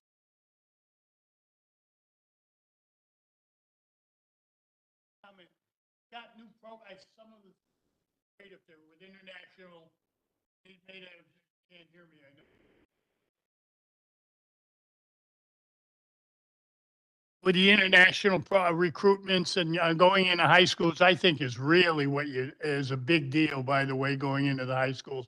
But you talk about new programs, with all due respect to the debt you have, starting new programs cost money. We ought to take a look at Central, Southern, and Eastern, if they're offering those programs, because the redundancy is going to cost money and maybe not necessarily a good idea. I think some of the other thoughts you have with recruitment, et cetera, I think are absolutely outstanding. But beginning new programs when you're looking at 90, looking at, I can't remember, we've got just 2 schools with a problem and you happen to be one of them. Without having to go deeper in debt, I suppose what I'm saying is to take a look at new programs as opposed to improving and expanding the programs that you have there so students and faculty can thrive rather than have to worry about jobs and positions, et cetera. Thank you for the question. Really, Regent Baldacci, this is the core of our existence. We have a mission to accomplish. We have to reinvent ourselves every day. We are the thought leaders in higher education. Instead of expanding the programs that are not being sought after by the community and the students, we should reinvent, not duplicating. We are the only Homeland Security master's degree in system. We are also going to be, God help, in the processes that are quite sometimes long. But I'm very hopeful we would also be the first program to offer an MS in artificial intelligence. My colleagues at the university faculty have already sent draft proposals to me. Within a record of 6 weeks, I am President old by about 8 weeks now. They are responding. I'm very aware of not expanding programs that are not yielding students and going in for the new ones without duplicating. And more importantly, we have partnerships with Central, Southern, and Charter Oak to offer those programs not duplicatively and share revenues and students. So your point is very well taken. We will be very, very meticulous and prudential when we talk about which new programs, what timeline, with whose partnership, and with what corporate and businesses and state agencies giving us some support. Thank you. Thank you, President Singh. Next up, Southern Connecticut State University, President Dwayne Smith. Thank you, everyone, please.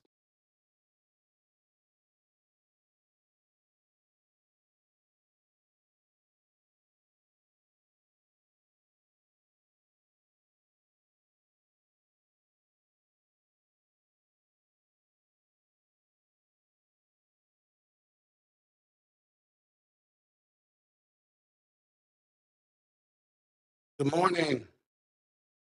Thank you. To the Board of Regents, thank you for this opportunity to share Southern's deficit mitigation strategy. I have here this afternoon, wow, Southern's VP of Finance, Mark Brzezinski. And Southern is this wonderful place, and I am so humbled and honored to serve as a president, as a first generation college student, the first in my family to earn a PhD in 180 years, I understand the importance of this institution. Currently now we have about 50% students of color. So it's the first time ever in our history where a minority majority serving institution. Our freshman, our first year class, I should say, 63% students of color. 57% of them are the first in their family to attend college, and 54% of them are Pell eligible. So we have a mighty, mighty opportunity in terms of social justice. No better or no greater cause is providing opportunities for our population here. And we do great work, and I'm going to go into our deficit mitigation. So it's not about the access, but it's about how do we serve our students. So this year was a great year for us in terms of retention. We talk about how we're going to expand our enrollment. We're going to expand it not only with new students, but how we retain our students. So this year, we had an increase in retention of Black women, 7.3% in 1 year. Hispanic men, 8.2%. Women, 2.6, 3.3 men, and so I can go on and on. But the goal is how do we produce this deficit mitigation as well as provide the services that's so necessary for those first generation low wealth individuals. So the attached materials state that Southern's Board of Regents budget approved on June 21st for fiscal year 24 projected a surplus of 5.5 million and a deficit of 12.1 million for fiscal year 2025. I am pleased to report that Southern is projecting an increased surplus for fiscal year 2024 and an elimination of the 2025 deficit with our current strategy. Southern plans to have a surplus of more than 8 million for fiscal year 24, where we report at mid-year. So first, let's discuss fiscal year 2024. Most of the overperformance comes from exceeding our enrollment and housing occupancy projections. That includes a higher level of retention. And this was reported to our CFO, to this body late August. Originally, we projected a 3% decrease in enrollment. However, we outperformed our initial projection with a 1.8 increase in full-time undergraduate and graduate enrollment. And what did that net? That netted more than 4.2 million in full-time revenue, 2.7 million residence life and food, and interest income of 1.1 million, increasing revenue growth to 7.7 billion. This, in our opinion, bodes well for our future. Seizing the moment. Okay, I forgot about the PowerPoint. Let's move it up. So, all into it. Okay, there we are. We're right there. Seizing the moment. We're firmly realigning our strategic focus to be composed of a balanced combination of new revenue generation and operational adjustments informed by a new strategic plan that we just launched, and its emphasis on finding several new paths to enrollment growth in fiscal year 25. We note that while the majority of our deficit mitigation strategy is based on projected enrollment growth, the enrollment-based revenue is reflective of a substantial increase in financial aid. So the 1.8 million, next slide please, in expenditure reduction should be viewed in this light. Absent an increase in financial aid, the amount of mitigation by expense reduction would be almost $3 million.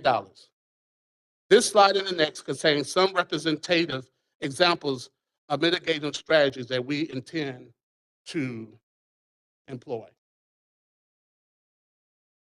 Principal among these efforts is a projected 3.5% growth in full-time enrollment, yielding 4 million in tuition, 4.1 million in new fees. I'm not aligning with this, so I'm not sure what's happening with the PowerPoint, so we're just going to keep it going. So we have 3.5 growth in our new full-time enrollment, yielding 4.0 million in tuition, 4.1 million in new fees, 2.2 million in related increasing in housing occupancy and dining uses, for a total of 10.3 million. It is important to note that the 3% growth in enrollment is applied to full-time only for fiscal year 25. Part-time enrollment is projected to be flat in fiscal year 2025.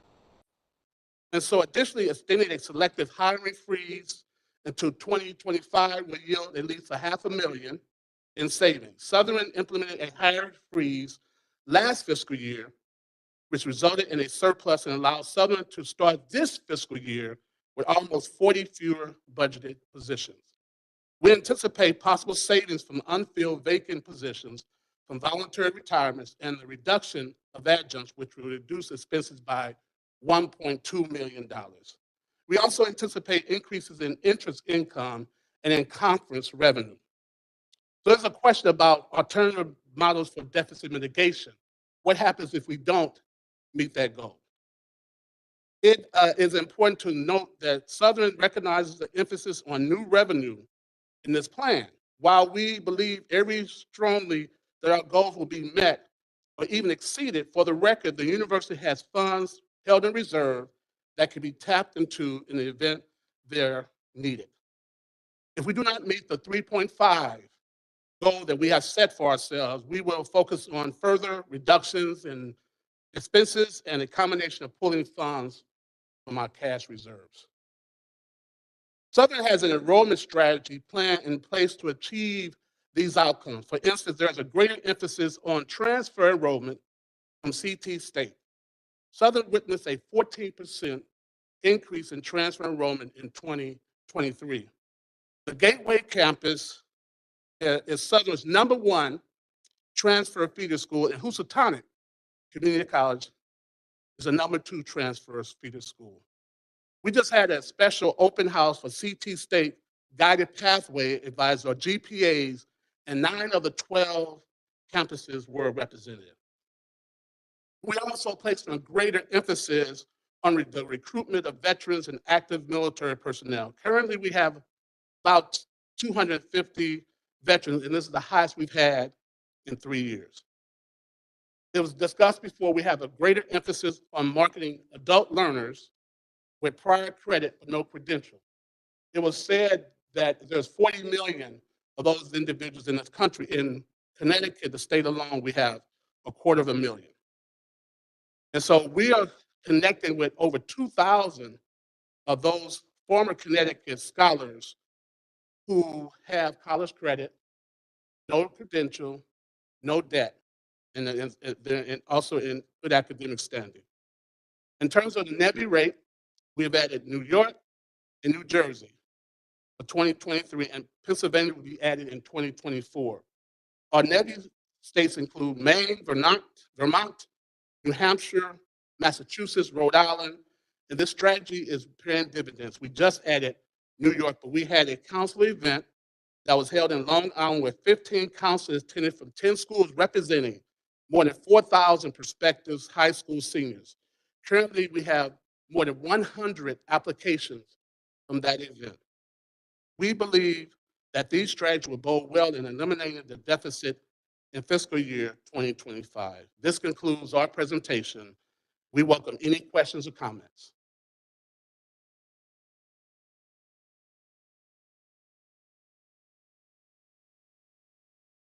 Exciting what you have planned.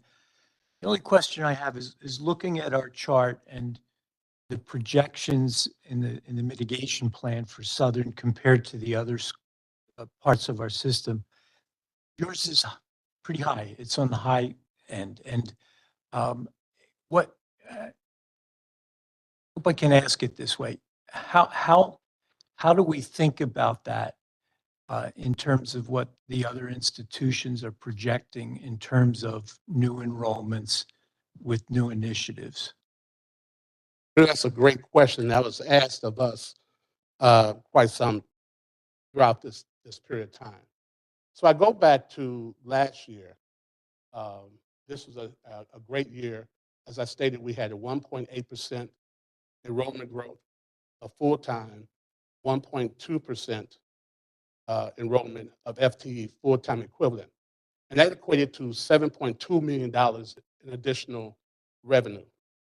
And so if you look at last year's numbers, we were up 10% of our first-year students. And this year, to meet that 3.5, we're just projecting a 1% increase. We had 2% increase in retention. That's the most difficult area to retain students, 2%. We're projecting a 0.5%. In our graduate enrollment, we had an increase of 3.6%.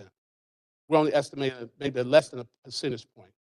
In our transfer students, we were up 14%, and we're estimating about less than a 1%. So I believe the momentum is on our backs, and we can achieve that. I believe that the population in Connecticut, particularly the scholars that we serve, deserve to be reached out to. We know about this cliff, but there are a whole bunch of people in this state that are not being serviced, and we would do that. So just quickly, thank you for anticipating my question from the last session regarding having a plan B. Welcome. But just as really just a statement, you did mention reserves. Reserves really need to be our last resort. So I hope that, you know, some of the discussions you had about finding further efficiencies, because it does take time for those efficiencies to come in, are being anticipated and worked on in advance of that, or well in advance of any tapping of reserves. We would not want a repeat of any situation that other institutions may have encountered, including your own, where reserves were drawn down because of operating deficits, which certainly should be planned around. Absolutely. Thank you for that. Right, thank you, President Smith. Let's have slides ready for Central State, Connecticut State University. And last, but certainly not least, the leader of our healthiest institution financially, President Zulma Toro. Good afternoon already. Thank you, Madam Chair, distinguished members of the Board of Regents, Chancellor Shan, my colleagues from Central, and the members of my team and colleagues from the other institutions. Today, I am here with our Provost, Kim Costellos, and with our Chief Budget and Compliance Officer, Lisa Butcher. Let me start by saying I have the pleasure of leading the first public institution of higher education in the state of Connecticut. It was created in 1849. It so happened that we are the largest of the 4 universities within the system. It's my hope that the Board of Regents recognize that we are the STEM institution of the system. We are the only 4-year institution within the system with technology and engineering programs, and we hope it stays that way. Today, so happened while I was here that we got the notification that Central has been designated as a national center of academic excellence in cyber defense through academic year 2028 by the National Security Agency. And that is possible because of the programs, academic programs we offer in that. So we are definitely making good progress to accomplishing these shared and collective goal we have at Central. Let me tell you, my main accomplishment as president of the institution in the last 7 years is the pleasure of leading a very committed faculty and staff. What I am going to share with you as the spokesperson of Central has been possible because of the dedication, good work of all the faculty, staff, students, and the members of the administration. Let me also share with you other examples of why we are making progress to accomplishing this collective goal. Central was recently recognized by the Student Affairs Administrators in Higher Education for our work with first-generation students. In addition to that, NECHI selected Central as the only university in the state and only 2 universities in New England to be part of a pilot program funded by the Lumina Foundation to seek a framework and develop a framework for the accreditation of non-credit courses because of our solid program in continuing education. NECHI also identified us as the presenter of our approach to allocating resources based on strategic planning. That will be a presentation our team will make in December. Furthermore, the American Association of State Colleges and Universities piloted their department chairs professional development program at Central. We were used as the model for the nation. The American Association of State Colleges and Universities has identified 2 of our programs as promising practices: our Success Central Peer Coaching Program and our Traveler's Edge Career Development Program. So that shows, at least in concrete ways, how much progress we are making to accomplishing this collective goal. Let's talk about our finances, because that's part of our collective goal. We have seen an increase in the estimate of our surplus for fiscal year 24, a significant increase. And that is due mainly to the following. May I have the next one?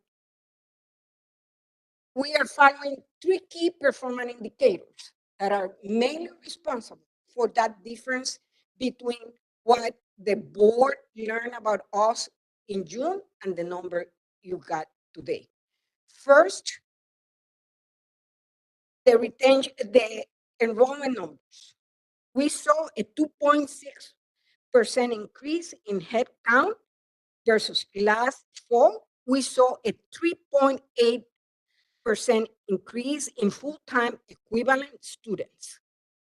In addition to that, our first-time full-time class increased by 14.7%, well above our established goal of 1,350 students. In addition to that, our retention went up by retention rate from first year to second year went up by 2.1%. Our goal, long-term goal for that metric is 81.5, but more important is the retention from second to third year, which was 6.8%. The third metric we follow is the housing occupancy. In that metric, we saw an increase of 14.2%, well above our revised goal of 2,100 students. That explains the difference between the number you saw in June and the number you are seeing today for fiscal year 24 surplus. Our financial position, the next one, next, is where it is because we started working on our finance almost 7 years ago when I joined as president of the institution. We have reviewed more than 42 programs, departments, but we have conducted more than 60 reviews because we have some duplicated. That those reviews have resulted in recommendations to contain costs, to make additional investment, or to change some processes and procedures. There is a report that was sent to the system office and it's publicly available in the Senate, our Senate webpage that details those reviews and the outcome of those reviews. In addition to that, in fiscal year 21, we reduced our base budget by $13 million in anticipation of what was going to be the impact of the pandemic. We saw that coming, and that thought to the base budget has continued to be in place since then. In fiscal year 21 as well, we started a hiring freeze process, and I know my colleagues, the faculty and staff, sometimes have criticized me because of that hiring freeze, but it has worked. And we have a very sound process in place. We continue to hire, but we rethink every position and we hire at the lowest possible level. We continue with looking at every aspect of our operation, and we continue to identify cost containment and revenue enhancement initiatives. But our main strategy for financial sustainability is we are laser focused on enrollment, retention, and housing occupancy. And we do this as a team. You should look at some of the pictures we have from the last open house, full of faculty, staff, and student workers. It's really a happy time for all of us when we have open houses. Again, I cannot ask for a better team, the central team, and very important members of that team, faculty and staff and students as well. Next one. Here is a summary of our end-year operational balances, and I want to make a couple of comments about this. These are exactly the same numbers you saw before, presented in a different way for fiscal year 24 and 25. It's important to call your attention to some facts. In fiscal year 2022, the system office and the board changed the funding formula for the 4 universities. That resulted in a reduction of our allocation by close to $2 million. That was in fiscal year 2022. Despite the reduction, we ended the year with a surplus. For fiscal year 23, and this is estimated because we don't have the audited financial statement, we are projecting a surplus of over $13 million. For this coming year, we are projecting a surplus of $21 million, and for next year, a surplus of close to $5 million. There are a couple of assumptions that are very important here. We are assuming that for next fall, we will see a 2% increase in enrollment.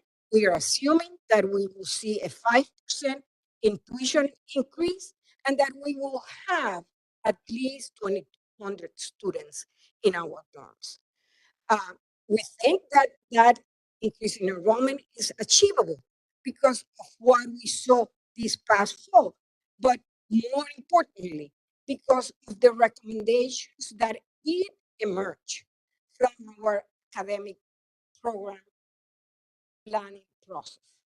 And we will get to that because that's what we will be working on as we move forward to maintain our financial sustainability.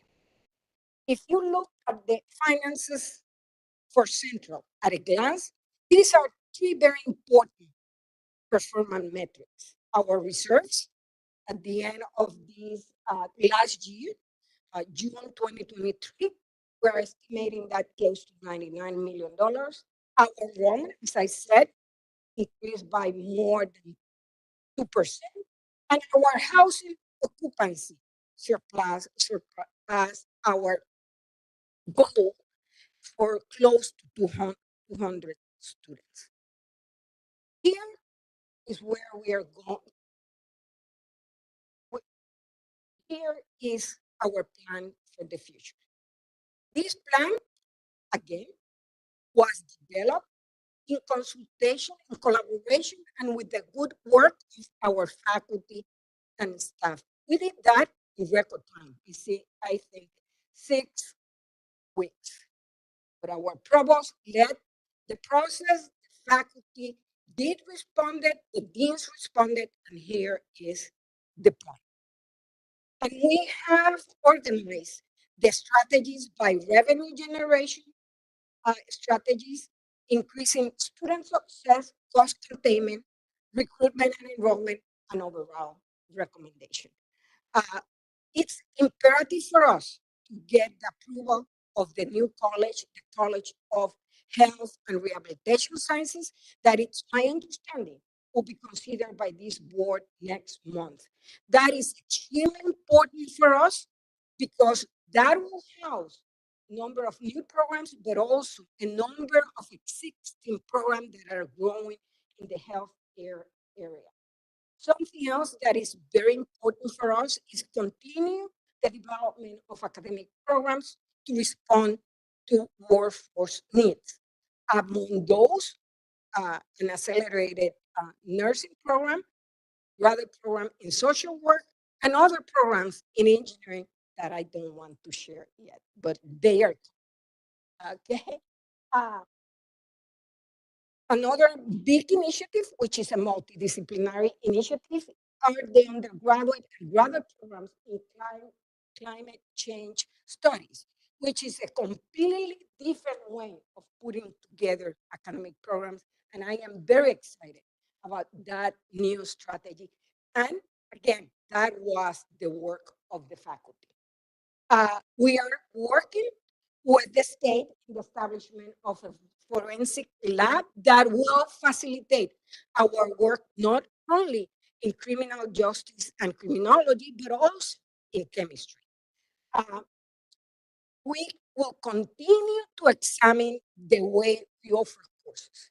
Let me say that we have tried the 8-week semester. It has worked very well for us. The late start, just learned that from the faculty and the provost. I didn't know that we have some courses that instead of starting them exactly when we are supposed to, we are starting them 2 weeks later and we get them more enrollment that way. There are a number of new initiatives for modality and course scheduling. The same is true with what is going on with our math department. You may know that a lot of students struggle with math. So we are looking at what we can do to retain more students and remove obstacles. We are looking at different models for tutoring as well, so we can explore different modalities, different locations, different combinations of tutoring and offer as many tutoring program help as possible. The interdisciplinary collaborations are extremely important for us because we have very, very strong disciplinary and interdisciplinary programs already, like these studies, for example, and there are others. And we are going to continue to build on that. 2 additional priorities for us, our partnership with K-12. We have a number of partnerships, including dual enrollment. We are growing those. And our partnerships with the community college and with employers. We are looking at a very different model for our partnership with employers in such a way that it's easier for employers to recruit our students, offer internships, and it's easier for our students to get those internships. I hope that the model will come to the board very soon, hopefully by the beginning of January. And finally, we did develop a cost model for our programs, and we have identified 5 areas in which we need to continue the work. And those are chemistry, journalism, tech, engineering education, music, and nursing. We are not going to eliminate a nursing program at all, but we are looking at what else we can do with the nursing program to contain the cost. And we are doing something with each one of those departments. But I want to say we are not eliminating program. On the contrary, we are strengthening our program and investing in strategic areas. Finally, we are central. Next. Next slide. No? We are central. That is the new branding campaign. Some of the members of our campus wearing t-shirts. We are central.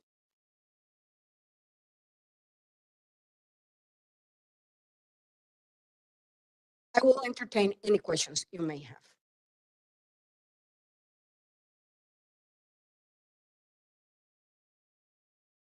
For your very comprehensive presentation.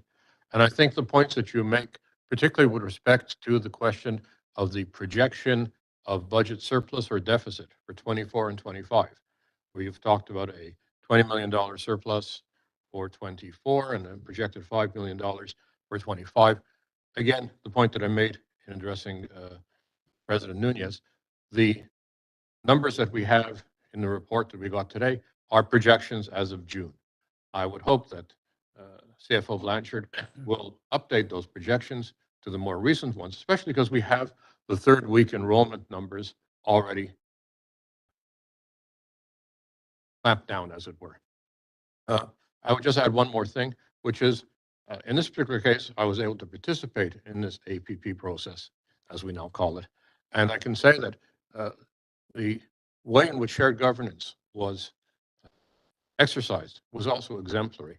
And in the sense that we discussed this at the level of the department chairs, at the level of the departments, at the level of the University Planning and Budget Committee, at the level of the Steering Committee of the Senate, the two unions, AUP and SWOF, their executives were also part of that process. And I happened to be able to vote for it as a member of the Senate, where with more than 90 people in presence, it was unanimously approved. So I think that that's an important example also of shared governance. Thank you. Thank you, Dr. Blitz.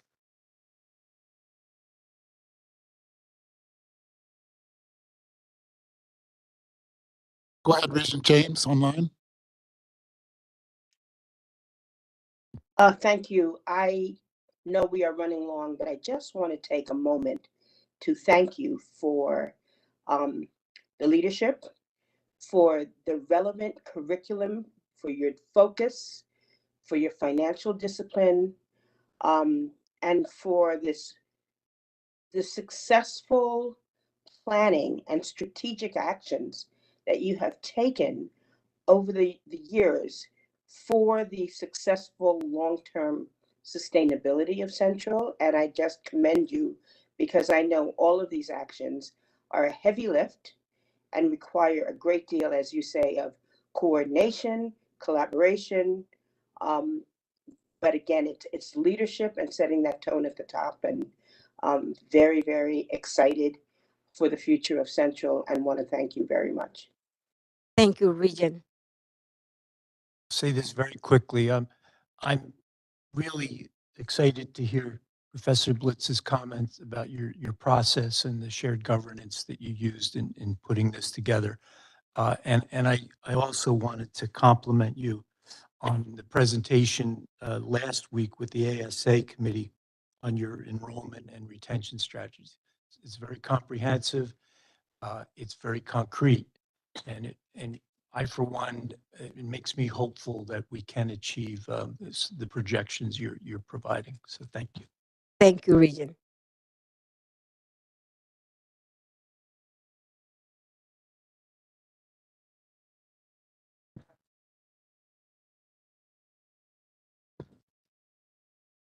Thank you. Okay.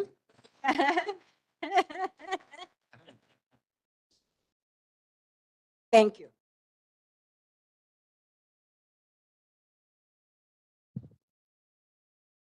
Is it on? Yeah, in theory, so. All right, here we go. Hi, everyone. Yeah, I just want to commend President Toro. Everything she mentioned in the presentation, I happen to agree with. I'm currently a student at Central, so I do see all the programs and the opportunities that Central provides as a student, and I think it definitely, as a student, you get what you put into. So the opportunities are there. So yeah, I just want to commend you.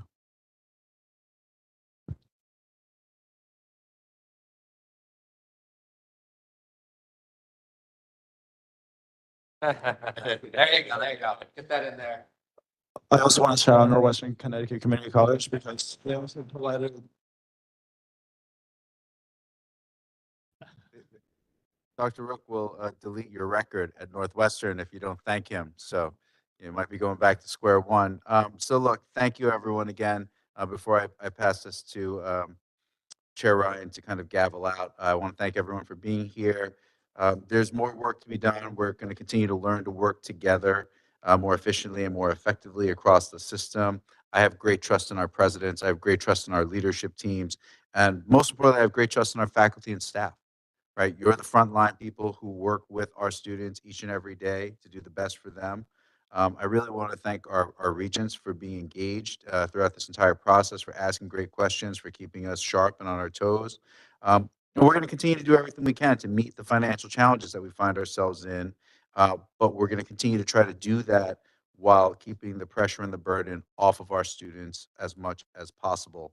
But the reality is there may only be so much more we can do before drastic cuts and alternative measures create long-term harm. So we're going to continue to work with our state leaders and do our best to demonstrate and prove that we are more than worthy of the state's full investment.